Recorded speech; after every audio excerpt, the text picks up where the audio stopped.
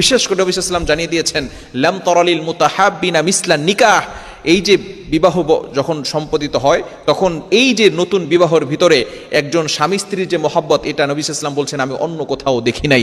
এজন্য স্বামী এবং স্ত্রী একে অপরের মুখোমুখি হয়ে ঘুমাবেন। নবীজি সাল্লাল্লাহু আলাইহি ওয়াসাল্লাম ডান কাত হয়ে ঘুমাতেন। আম্মা জান আয়েশা রাদিয়াল্লাহু তাআলা আনহা বলেন, নবী সাল্লাল্লাহু আলাইহি ওয়াসাল্লাম সবসময় কি করতেন?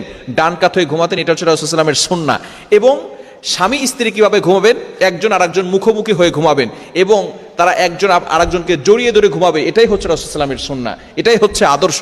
স্বামী স্ত্রীর মহব্বত হচ্ছে খুবই গুরুত্বপূর্ণ। তারা যদি গল্প করে, স্বামী স্ত্রীরা যদি গল্প করে, তাহলে আল্লাহ পাক রব্বুল আলামিন নফল ইবাদতের সওয়াব দিয়ে দেন।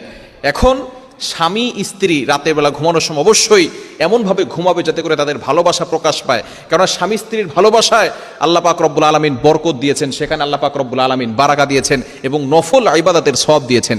এজন্য ডান কাত হয়ে স্বামী ঘুমাবে।